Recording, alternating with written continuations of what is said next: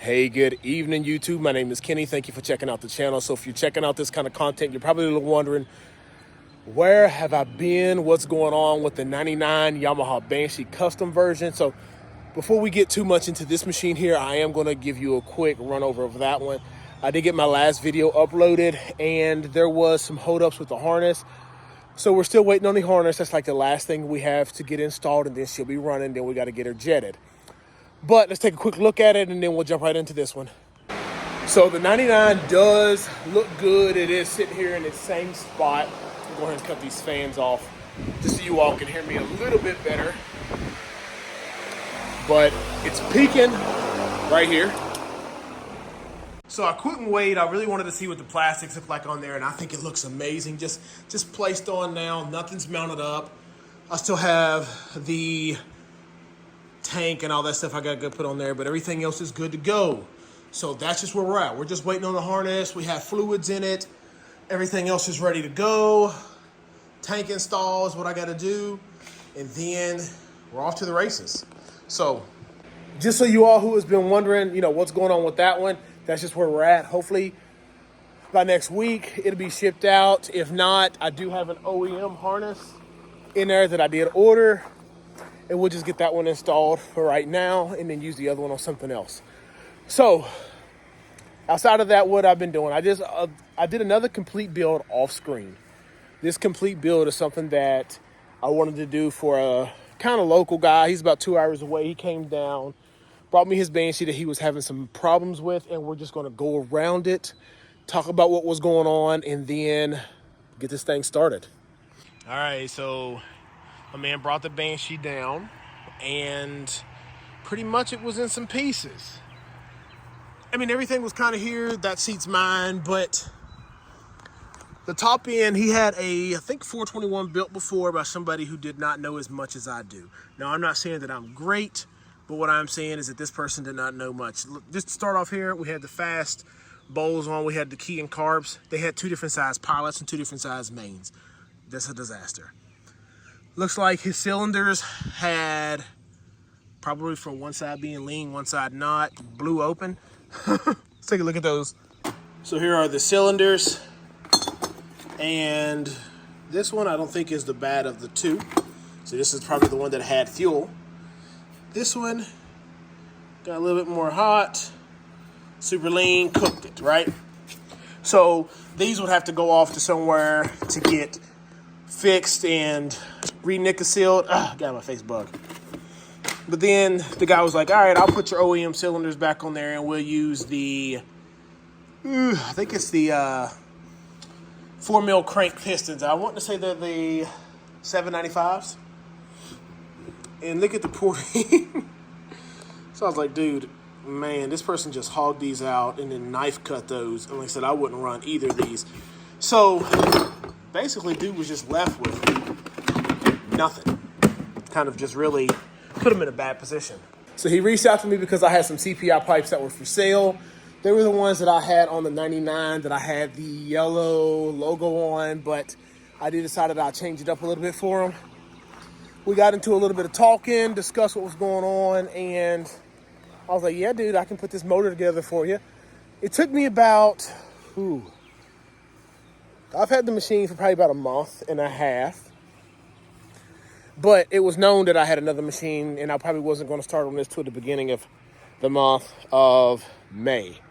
This is getting closer towards the end of May. What is this, the 23rd? And this is where we have the machine at. So this is basically me working on it 3 to 4 days a week when I'm off work for a good bit of hours. So we'll switch it around and talk about what I've done. Dude just came by and dropped this off today. Gonna get it all powder coated, so that's gonna be my project, as well as getting the gold one done. This is what we got going on, so I'm gonna be putting some work into this one next week. Really, the rear shock is what I have to get disassembled and powder coated. I think it's right here. Then it'll be officially sitting on the ground. I did have some extra tie rods that I put in there with some new ends, so that looks good. Sorry, I got the sniffles. Overall, front end pretty much is done. We've got the wiring harness to go through, and then we got the motor that I'm gonna start taking apart and rebuilding. I'm hoping next week. I gotta get the rear caliper and master cylinders. Those things usually take about a day because it takes a while to take them apart, degrease them, heat them, and all that stuff. So gotta get all that stuff up here put on here too. So yeah, we're moving along on it, man. Only thing left in the shop that's gonna hold this one up is this one. This one's pretty much done. My rear shock should be coming in the mail to next week sometime. And the wiring harness, and then it is done. So hopefully we're good on that one. I just got to do the same and bleed the brakes and all that stuff, and we're good. All right, man, so here's your Banshee. Just wanted you to take a quick look at it. I'm pretty sure you just got the TikTok, but everything looks pretty good for the most part. I still got to tighten the axle and everything. We got the CPIs on. This side's kind of water on it. CPIs are on there, Cerakoted, looking good. I have to get exhaust clamps. I have to order those. I am going to powder coat the cans. They're still the yellow, but everything else is gold and looking real good. But yeah, we're getting close. Few things that, nothing bad. To run the airbox with these carbs, it works. The thing is that you can buy a single, like this bridge here, that makes it closer and pushes everything this way. So these do not line up at all. I can either put a piece of metal from here to here, try to fab something up just so we can just double secure it, or a bigger washer or something, but I'm gonna try to figure that out as well. Overall, everything else kind of went together fine. It did pass its leak down test. It goes over. I got to put the electronics in, and like I keep on saying, I got to redo the rear shock. So off the jump, the blue that you all see is Illusion Blueberry from Prismatic Powders. The black is a Jack Black with a Clear Vision Clear. That's what the gloss is. And then the flat black parts are just the Black Jack. So that's the black. The gold is a candy gold color. It is a golden ticket from Columbia Coating. So those are the coatings that we use. We use an aftermarket bolt kit on the whole thing, and the parts that we did not use the aftermarket bolt kit on, I did use the zinc plating kit from Caswell. I am still going to decide what I'm going to do with the wheels.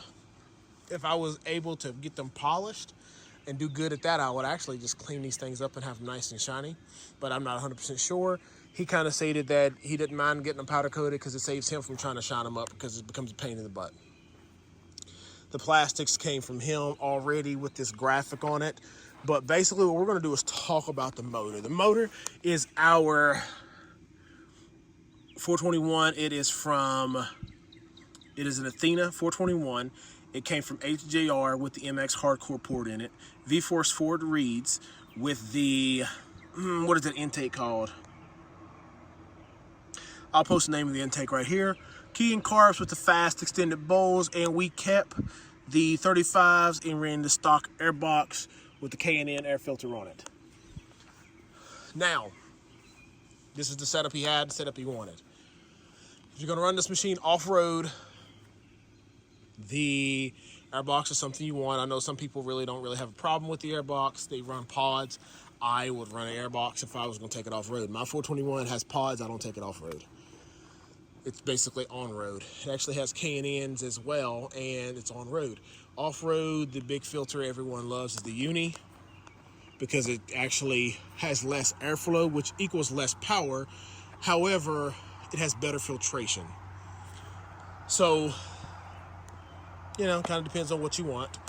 He has the Alba long travel front arms, upper gold, lower black. We have the YFZ 450R front shocks with the Illusion Blueberry spring. DG front bumper. We powder coated the middle section gold first. We gold the layers of gold, and then we cleared it and cured it out completely. Then you go over it again with the black, and then you clean off all the stuff that you don't want. Then there you go. And then I re-cleared the whole thing because I wanted it to be gloss. Aftermarket headlights, because it didn't have any headlights on it. And we basically just bolted them down to the existing area. We have the brake line holders. I think these are just some simple ones from Alba. We did blue Lucianberry, the hubs in the front, and as you see over there in the rear as well. New chain rollers and everything on there. He did have an Alba chain guard. I do always recommend the DRW. I think they're the best, especially if you don't have any chain whack on your cases. These are the CPI pipes that I had, and I went ahead and kept them black, but I stripped and did the silencers with the gold, so that looks really good. Here's an LSR block off. And like I said, these are just little touches that I have done with, like, you know, zinc plating this back the gold, and zinc plating that the gold, zinc plating this right here gold, or the yellow chromate, just to make sure it looks right. Overall, this is a wonderful looking machine, and I just wanted you all to know what's been holding us up.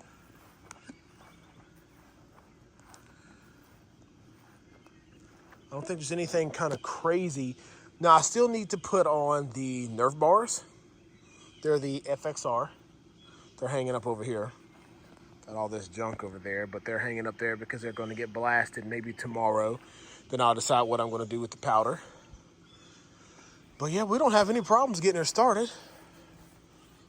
Run, key on. And then I, of course, come over to the other side looking at my phone. Now, just for like cosmetics, I'll change out that janky looking thing there, but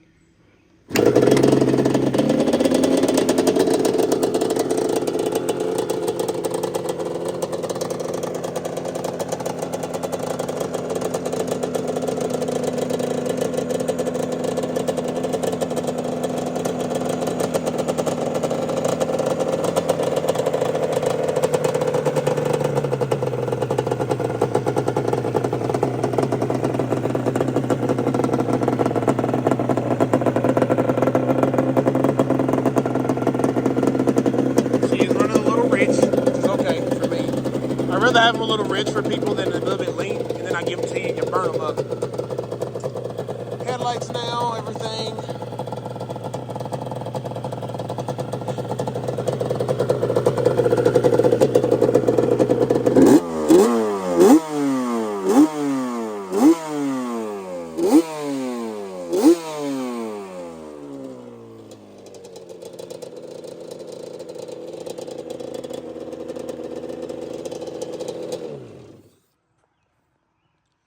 Yeah, but everything else now is just small touches. So now there's, like I said, a couple of little small things that I would do. If I were him, I would get a South Texas Banshee wiring harness. I mean, they're great. If he's in no hurry, he can get one. Kevin does amazing work over there, and he's real good to deal with. Really able to, you know, answer messages and communicate great. That's one of the things I really like about a lot of, you know, dealing with these people. The Banshees community is big, but it's also kind of small when you get into certain things. Kevin and I have used a whole bunch of his harnesses, and, you know, he always reaches out and he always responds fast, and, you know, he's really a down-to-earth person. I will get a South Texas Banshee harness.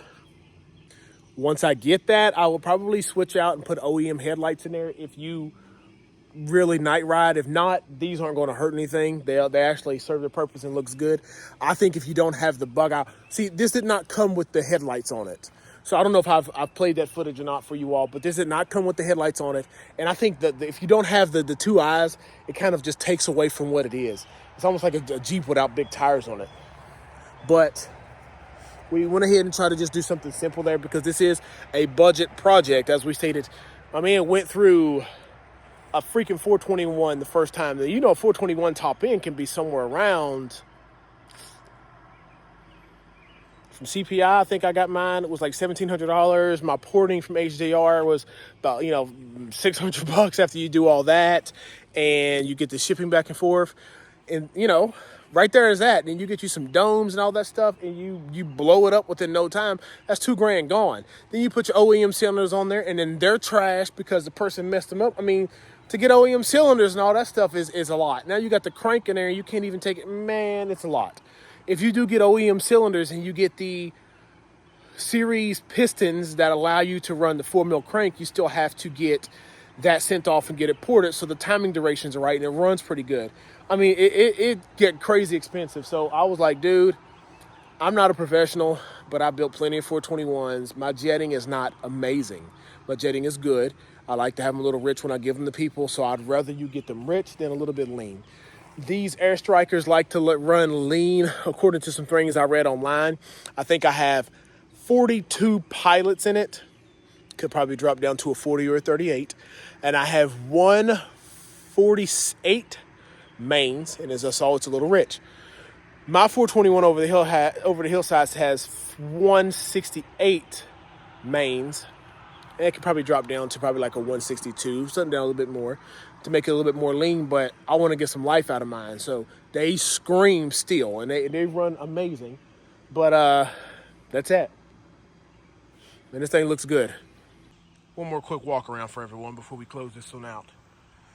If you think I should just go ahead and do the wheels silver, I'm going to blast them and then powder coat them with polished aluminum.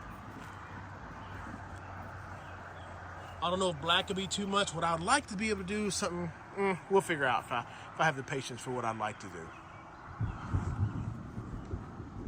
The thunder's kicking out. See, look up there. Ugh. Gonna start storming here on me in a bit. What I'd like to do, who knows? We'll see how much of a hurry he's in. We'll get those Nerf bars done. The Nerf bars are going to be something dark as well. I'm probably going to look at trying to do black Nerf bars with the heel section blue. There's a lot of blue on there, but there needs to be some more black. So we'll figure that out. We'll figure those small things out. Whatever to do, it's going to pop and it's going to blend well.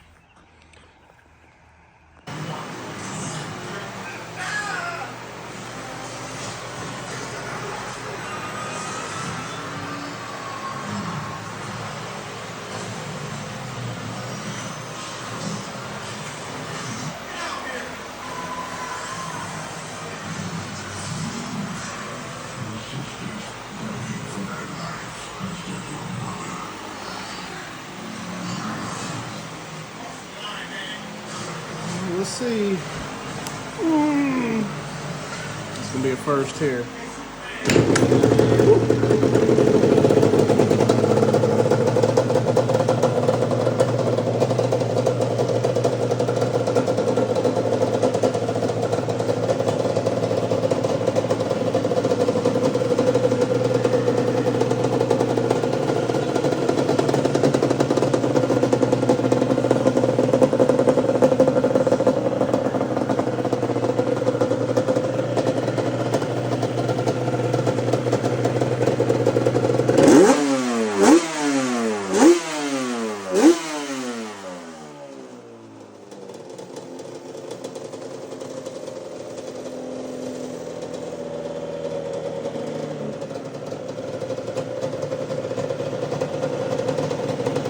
But all right, everyone, if you enjoy this kind of content, hit that like button and subscribe. Turn on the notification bell.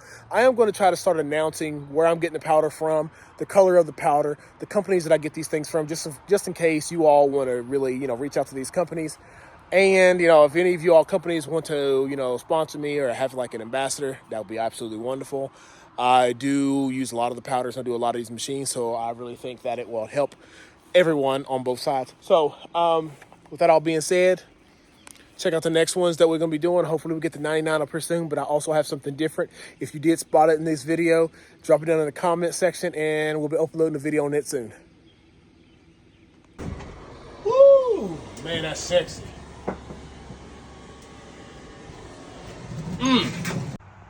So here she is, man. She's done. What else to say?